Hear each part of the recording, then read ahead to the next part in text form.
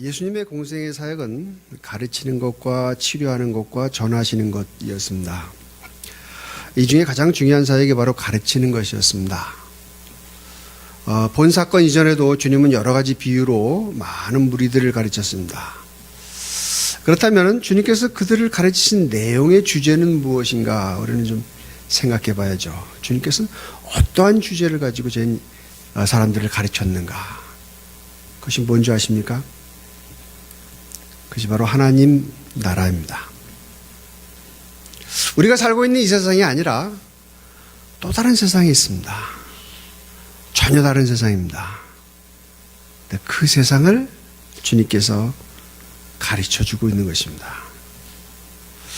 이제 이렇게 주님께서 가르치신 후에 제자들에게 말씀하십니다. 우리가 저편으로 건너가자. 주님께서 저편으로라고 오늘 표현하고 있는데 바로 그 저편은 어떤 곳인가요? 좀 더 살펴보면요. 주님이 지시한 저편은 거라사란 지역으로서 예수님이 지금 계신 곳인 이 가버나움에서 갈릴리 호술에서 이 대각선으로 보이는 바로 그런 곳이었었습니다. 여기서 우리는 좀 한 가지 질문을 하고 넘어갈 필요가 있죠. 왜 주님께서는 그곳에 가시고자 하셨을까? 그 거라사 땅으로 왜 가시고자 하셨는가?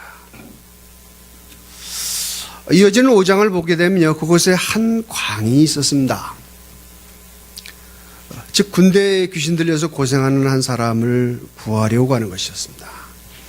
여기 군대라고 하는 것은 우리들이 얘기하면 그냥 군대 정도 된 것이 아니라 한 군단을 얘기하고 있습니다. 즉 레기온이라는 그 단어는 한 군단을 얘기하고 있는데 한 6,000명 되는 사람 모인 그 군대를 갖다가 한 군단 즉 레기온이라 그래요. 네, 바로 그 군대 귀신 그 수천 명이나 되는 귀신이 바로 한 사람 속에 들어가서 그 사람을 괴롭히고 있었습니다. 사실 그렇잖아요. 우리 인간이 혼자 살기도 참 힘든 세상에서 한 6천 명이나 되는 주인이 들어와가지고 나를 이렇게 하라 저렇게 하라 하면 그것처럼 괴로운 일이 어디겠습니까? 참 괴로운 모습을 갖고 있는 바로 그 한 영혼을 향해서 주님은 가고 있었습니다. 근데 여기서 우리가 좀 간과하지 말아야 될 것은 주님께서 이 가버나움 것을 떠났다는 자체가 참 의미가 있는 얘기입니다. 자꾸 따르는 사람들이 많이 있는 곳입니다. 예수님을 존경하는 사람들 참 많아요. 또 그곳에서 사람들이 많으니까 많은 큰 일을 할 수가 있는 곳입니다. 근데 그런 것을 다 제쳐두고 사실 이 거라사 땅으로 간다는 것은 우리가 인간적으로 좀 이해가 안 되는 부분입니다. 왜냐하면 그곳에서는 예수님께 관심이 없는 사람들이 있습니다. 그리고 예수님을 찾지도 않아요. 그곳으로 가는 것이에요. 단 한 가지 가는 이유는 그 한 영혼 때문에 가는 거예요. 비참한 상황에 빠져 있는 그 한 영혼 때문에 어떤 측면에서는 그 모든 영광과 또 그 귀한 것들을 다 내려놓고 그냥 가는 거예요. 우리 주님이 이런 분이십니다. 사실 예수님은 하나님이십니다. 하나님의 아들이십니다. 삼위일체 제2위가 되신 성자 하나님이십니다. 하늘에서 모든 영광을 받기 합당하신 분이십니다. 그런데 그 영광을 다 내려놓고 왜 이 땅에 오셨겠어요? 바로 마귀에 의해서 억눌리고 고통받는 우리의 영혼들을 위해서 오신 것이죠. 우리 한 영혼 한 영혼을 사랑하셔서 그 영혼을 마귀의 속박에서 건져내시기 위해서 오신 거예요. 이것이 주님의 마음입니다. 주님의 명령에 제자들은 대부분 어부들이었기 때문에 지체 없이 배를 띄워서 출발했습니다. 왜냐하면 날이 좀 점점 어두워져 갔기 때문에 빨리 가야 되기 때문에 그래요. 그들은 익숙하게도 서로 협력하면서 배를 띄워서 목적지를 향해서 나아갔습니다.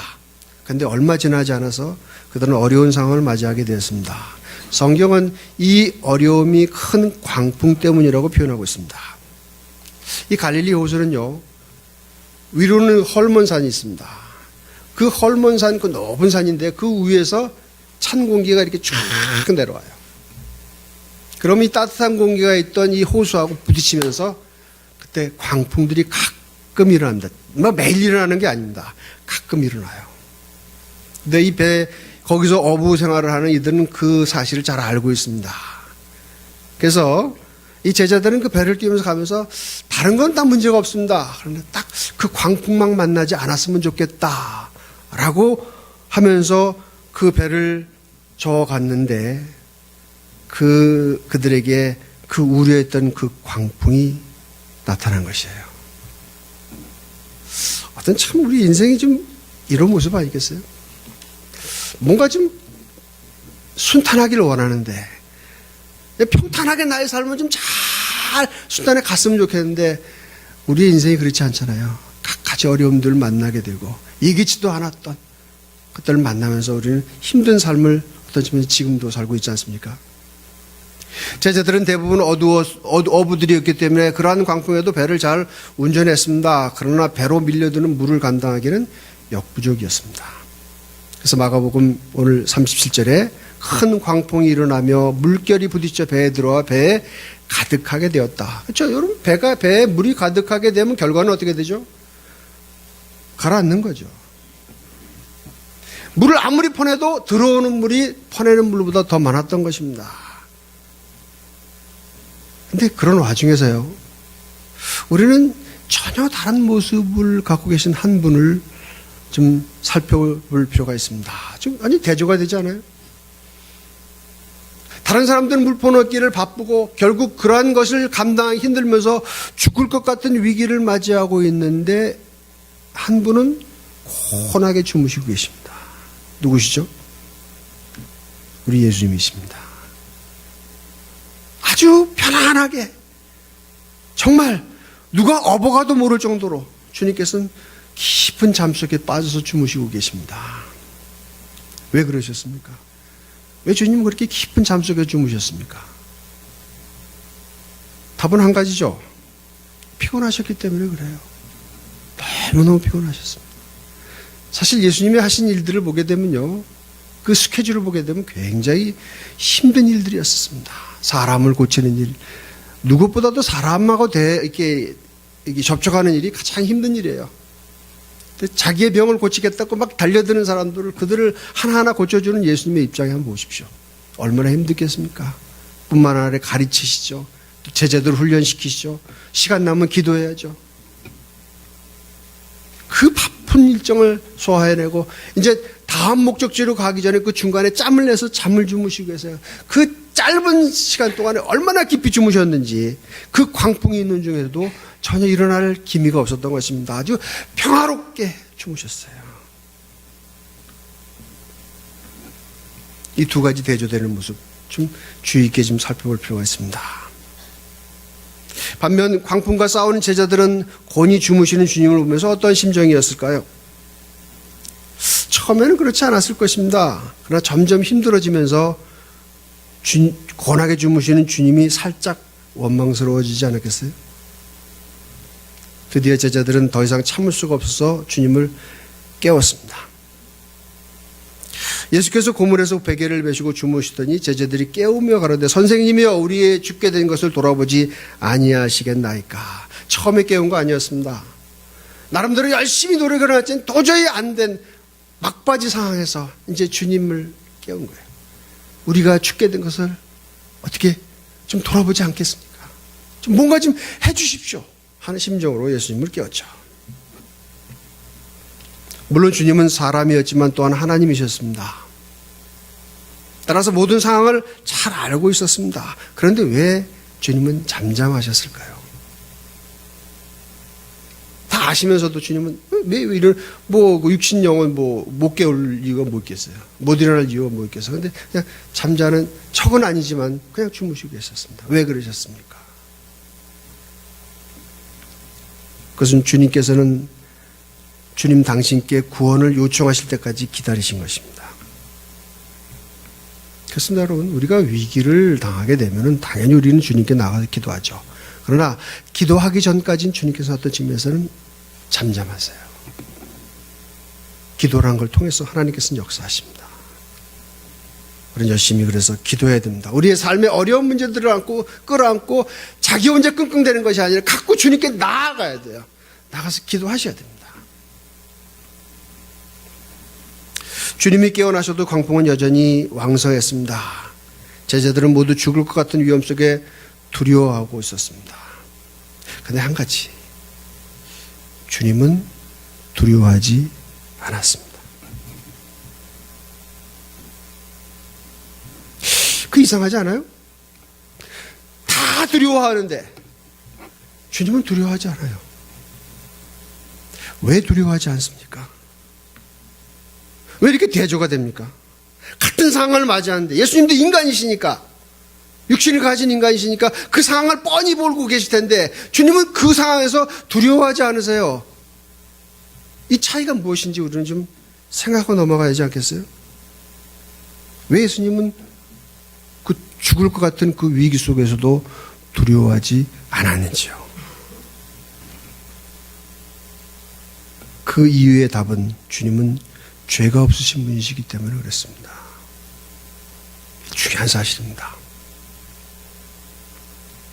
히브리서 4장 15절의 성경은 다음과 같이 기록이 되어 있습니다. 우리에게 있는 대제사장은 우리 연약함을 체휼하지 아니하는 자가 아니요 모든 일에 우리와 한결같이 시험을 받은 자로되 죄는 없으시니라. 우리와 같이 똑같이 어려움과 힘든 일, 고통, 어려움, 피곤한 거 다 겪으세요. 딱 우리가 틀린 게 한 가지 있어요. 그게 뭔지 아세요? 주님은 죄가 없으신 분입니다. 뒤집어서 얘기하면요, 주님만 죄가 없으시고 우리 모든 인간은 죄가 있다는 얘기예요. 유일하게 죄가 없는 분이십니다. 그래서 동정녀 마리아를 통해서 성령으로 잉태하신 분이 오신 것입니다. 죄가 없음을 보여주시기 위해서. 사실 사망은 죄를 통해서 들어왔습니다. 따라서 사망에 대한 두려움은 죄인들만이 느끼는 것이지 죄가 없으신 분은 전혀 두려워할 이유가 없는 것입니다. 그렇잖아요? 죄가 없는데 뭐가 두려워요? 죄와 사망은 밀접한 관련이 있지만 죄인이 아닌 의인은 죄와 사망과는 전혀 관계가 없는 분이십니다. 근데 제자들이 이렇게 그 죽음 때문에 죽을까 두려워할지 모르겠지만 예수님은 전 두려워할 이유가 없는 거예요. 왜냐하면 죄가 없기 때문에 그렇죠. 이 극명한 사실을 우리는 잘 알아야 됩니다. 그리고 그것이 우리의 구원에 아주 중요한 요소가 되는 것이죠.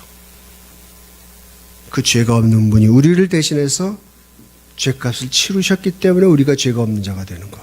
이게 성경적인 중요한 원리인 것입니다. 그리고 즉각적으로 다음 행동을 하십니다. 마가복음 4장 39절에 예수께서 깨어 바람을 꾸짖으시며 바다더러 이르시되 잠잠하라 고요하라 하시니 바람이 그치고 아주 잔잔해지더라. 주님의 말씀의 호수가 잔잔해졌습니다. 그 큰 광풍이 주님의 말씀에 복종하여 완전히 사라졌습니다. 사람들을 모두 삼킬 듯이 달려드는 광풍과 고요함 사이에는 딱 뭐가 있습니까? 두 가지가 굉장히 대조가 돼요. 이 제자들은 분명히 이것을 경험했습니다. 그렇게 몰려들면서 자기들을 죽일 것까지는 광풍이 딱 예수님 말씀 한마디에 순종인 거예요. 조용해진 거예요. 그 광풍과 그 고요함, 거기 경계선에 뭐가 있습니까? 주님의 말씀이 있었습니다. 주님의 말씀, 주님의 능력, 주님의 힘이 거기서 보여진 거예요. 실제적으로. 여러분, 주님의 말씀은 엄청난 능력이 있습니다. 여러분, 주님의 말씀하신데 이루어지지 않은 것 보셨어요? 심지어 죽은 자가 명령합니다. 나사로가 무덤에 들어간 지 나흘이 돼가지고 썩은 냄새가 폴폴 난다. 그때 예수님께서 그 문 젖혀진 그 무덤을 향해서 명령하죠. 나사로야 나오너라 했더니 어떻게 됩니까? 그 죽었던 자가 걸어 나와요. 이해가 될 수 있는 얘기입니까? 그 이해가 될 수 없는 얘기가 주님의 이 말씀을 통해서 이루어져요.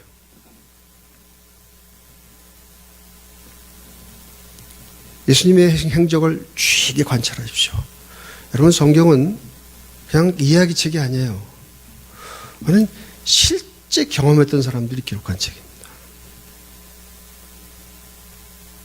도저히 이루어지지 못할, 인간으로서는, 아니 과학적으로 합리적으로 이루어질 수 없는데 바로 이루어진 그 사실을 직접 목격하고 기록한 책이 이 책이에요. 근데 그 모든 것들이 다 주님이 말씀하실 때 이루어졌어요. 여기서도 마찬가지입니다. 이 엄청난 광풍이 이들은 피부적으로 느꼈습니다. 도저히 자기들이 그 가운데 살 수 없다는 것을 느낀 그 상황 속에서 주님의 말씀 한마디에 아주 잔잔해진 것을 그들은 체험적으로 느꼈습니다. 우리는 상상으로 바로 그 현장에 들어가 봐야 되죠. 이 대조되는 모습 잘 관찰해야 됩니다.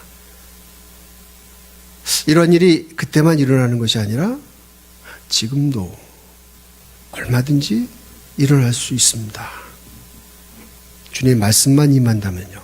그렇죠? 믿습니까? 대답이 시원찮아요. 여러분, 사실 그렇습니다. 주님의 말씀만 여러분 마음껏 임하면은 기적은 아무것도 아니에요. 왜냐하면 그분은 하나님이시기 때문에 그렇습니다. 호소가 잔잔해지자 주님은 즉각적으로 제자들을 책망하십니다. 이에 제자들에게 이르시되 어찌하여 이렇게 무서워하느냐, 너희가 어찌 믿음이 없느냐. 주님의 말씀은요, 제자들이 그렇게 무서워하지 말아야 하는데 무서워했다는 것입니다.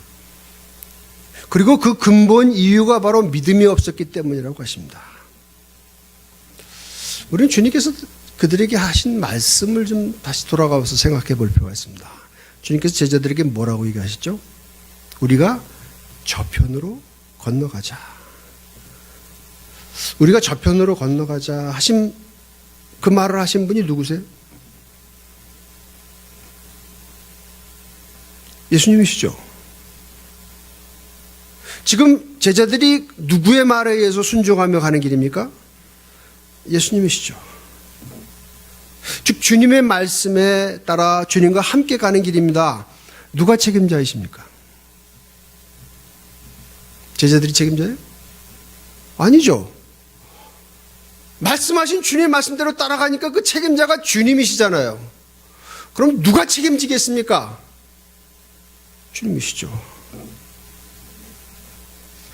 근데 제자들이 그 전에 경험해 봤잖아요. 예수님과 함께 가면서 그 예수님이 하시는 말씀이 어떻게 되는 것을 직접 체험해 봤잖아요. 근데 지금 제자들이 이 모습이었던 것입니다. 주님의 말씀 땅에 떨어진 적 한 번도 없습니다.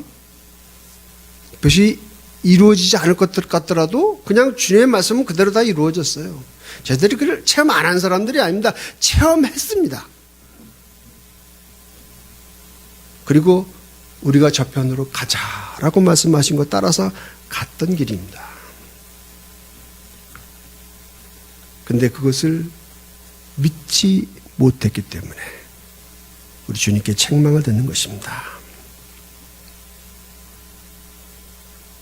주님의 말씀은 시간의 제약을 받지 않습니다. 따라서 주님께서 우리가 저편으로 가자 하면 그것은 이루어진 거예요. 가자 했으면 간 거예요. 그게 믿음인 거예요.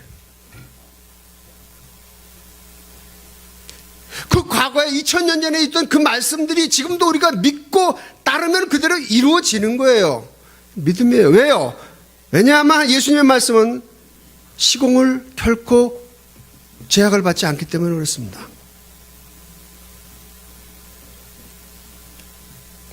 우리는 그러면서 신앙인들을 한번 좀 살펴볼 필요가 있습니다.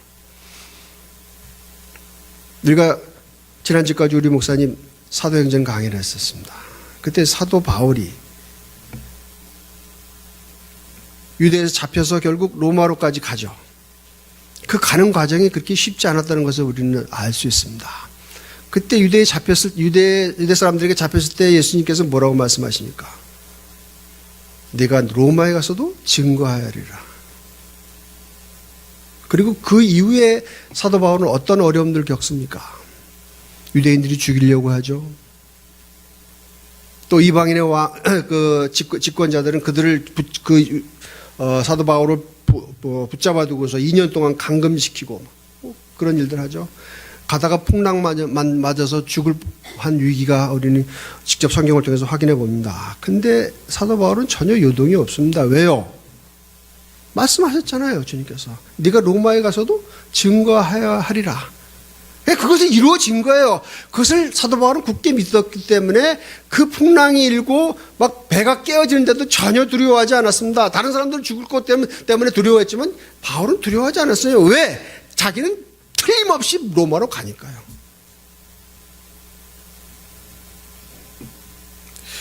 하나님 말씀은 그렇습니다. 그리고 그 하나님의 말씀에 대한 중요한 반응들 우리는 잘 주의 있게 관찰해 봐야 됩니다. 갈렙과 여호수아 보십시오. 바로 하나님께서 가나안 땅을 주실 것이라는 약속을 굳게 믿었습니다. 그리고 다른 10명의 정탐꾼과 함께 같이 가서 그 가나안 땅을 살펴봤습니다. 너무 좋아요. 정말 적과 꿀이는 땅이었습니다. 그런데 문제는 거기에 거하는 안악자손들 등 그 거대한 사람들, 그들을 봤습니다.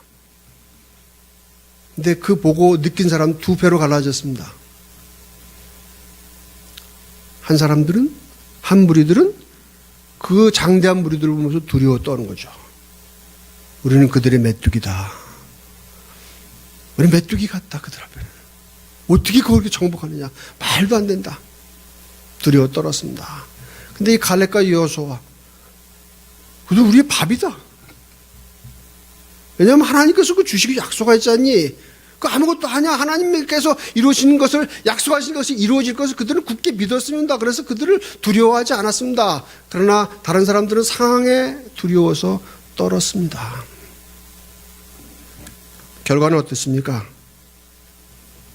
10명의 정탐꾼을 비롯한 그들의 말을 듣고 따랐던 이스라엘 백성들은 한 사람도 가나안 땅에 들어가지 않았습니다. 어땠어요?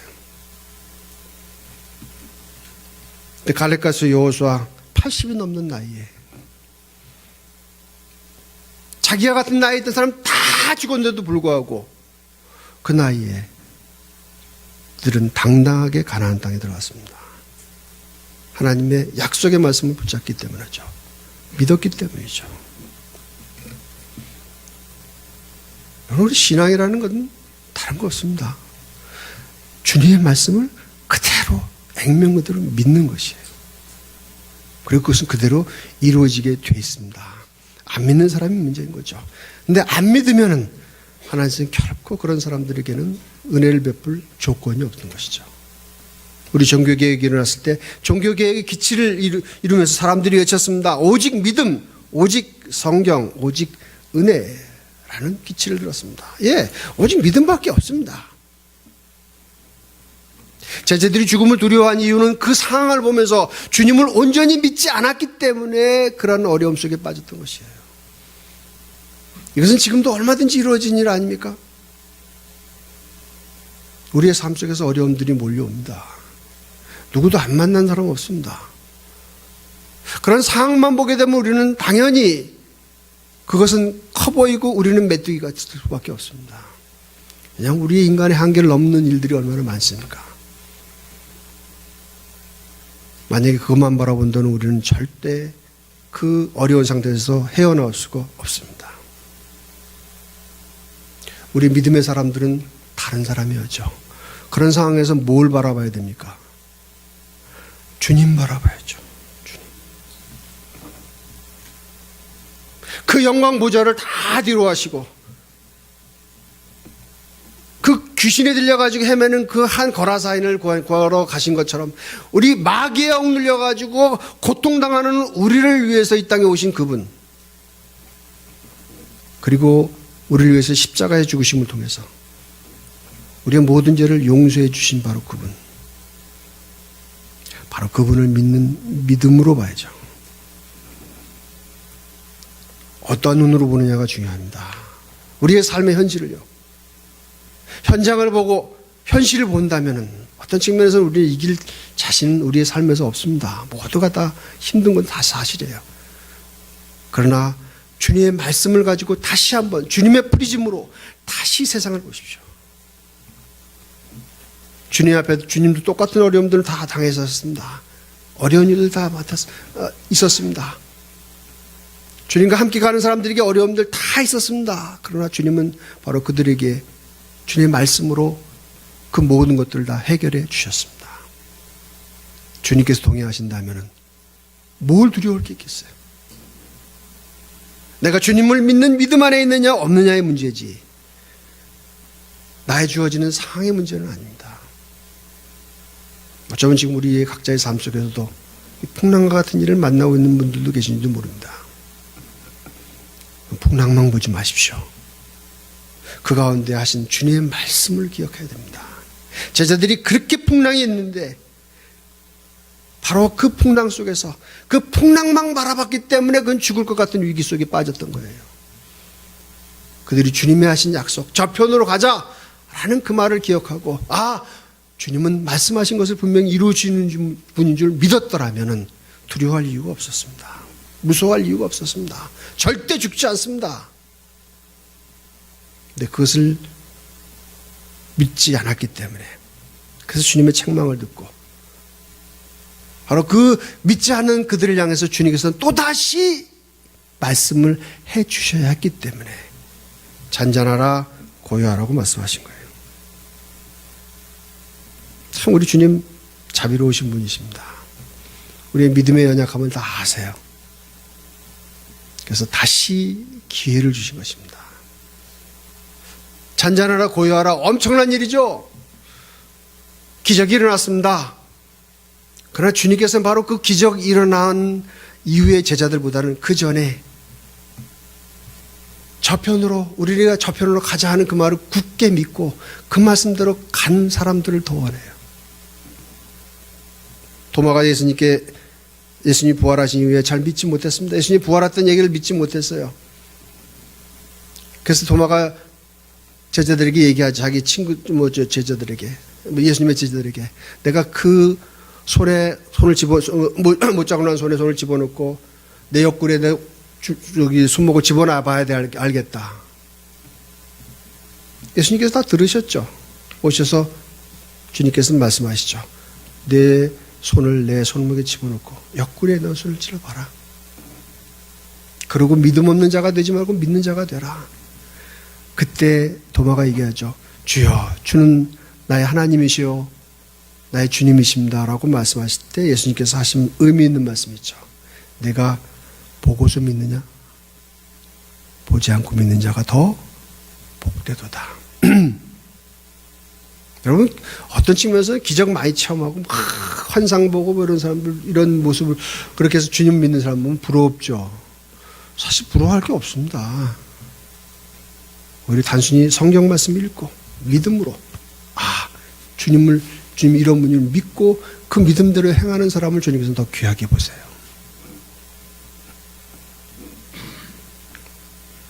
예수님께서 그런 다음에 그 다음에 제자들이 느낀 느낌이 성경에 기록이 되어 있습니다.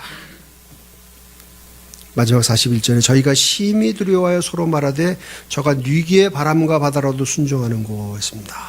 여기 심히 두려워하는 것을 보아서 이 제자들은요, 두 번의 두려움을 겪었습니다. 첫 번의 두려움은 뭐였습니까? 자신의 육신의 죽음에 대한 두려움이었죠. 근데 여기 두려움은 그 두려움과는 차원이 다른 두려움이에요. 그래서 표현하기를 심히 두려워하다. 영어로는 terrible이라는데 이건 그 전의 두려움과는 비교도 안 되는 두려움이라고 그래요. 문제가 다 해결됐는데 자기의 육신적인 두려움은 문제가 다 해결된데 두려워하고 했어요. 그 전보다 더 큰 두려움 속에 헤매고 있어요. 왜 그렇습니까? 왜 그렇습니까? 이 두 번째 두려움, 여러분 이것은 굉장한 두려움입니다. 이 두려움, 여러분 좀 깊이 아셔야 됩니다. 이건 하나님을 직접 대면한 두려움이에요. 제자들은 거기서 예수님이 하나님이심에 대한 실제적인 것들을 느낀 거예요. 하나님 앞에 선다는 거. 그거는 엄청난 두려움입니다. 성경에서 다른 표현으로는 그 하나님을 맞이하지 않기 위해서 산아 나한테 나를 좀 제발 덮여다오. 산이 나를 그냥 가려서 그분의 면전에서 좀 가려달라고 얘기를 해요. 이루어지지 않는 일이죠. 어차피 모든 인간들은요 하나님을 대면하게 되어 있습니다. 그것처럼 두려운 일은 없습니다. 우리도 마지막 날에 주님 앞에 심판받을 것입니다. 믿었든 안 믿었든 모든 사람들이 주님 앞에 서요. 그때의 두려움은 상상을 불허하는 두려움입니다. 물론 믿은 우리들은 그 두려움에서 벗어납니다. 그러나 그럼에도 불구하고 아직 육신으로 죄를 지은 것에 대해서는 값을 치러야 돼요. 그런 두려움이 있습니다. 이 하나님을 직접 대면하는 이 두려움, 이 엄청난 두려움에 대한 준비를 하셔야 돼요. 어쩌면 오늘이라는 순간에도 여러분 하나님 그분 앞에 설 수가 있습니다. 죽으면 그분 앞에 가요. 근데 그분은 우리를 무엇으로 오냐면 죄인이냐 의인이냐 그거 보세요. 여러분 죄인이십니까 의인이십니까? 아직 모르겠는데요? 아직 모르겠다면 죄인이세요. 예, 우리는 죄인입니다. 출발은 죄인이에요. 성경이 그렇게 정의하니까요. 그러나 예수님을 믿는 순간에 우리는 주님과 함께 죽고 주님과 함께 다시 산 의인이 되는 거예요. 그 주님을 맞이할 때 주님의 보혈이 아니고서는 이 두려움에서 결코 벗어날 수가 없습니다. 물론 이들이 구원받지 않았다는 것은 아닙니다. 그러나 그 구원에 대한 확신이 부족하기 때문에 이런 두려움 가운데 있는 거예요. 주님 믿는 믿음의 확신이 부족하기 때문에 이런 고통과 어려움을 만난 것입니다. 지금도 마찬가지입니다. 여러분 주님을 신뢰하십시오. 그냥 어설피 믿지 마십시오. 확실히 믿으세요. 꽉 붙잡으셔야 됩니다. 그래야 이런 두려움에서 해방할 수가 있습니다. 비록 그 자리에서 내가 죽어서 하나님을 만난다 하더라도 두려울 이유가 없습니다. 바로 예수님이 우리를 대신해서 죽으신 그 의의 옷을 입은 우리들은 바로 이런 모든 두려움에서 해방된 것을 굳게 믿고 그런 의로운 삶을 산 저와 여러분들을 간절히 바랍니다. 기도하겠습니다.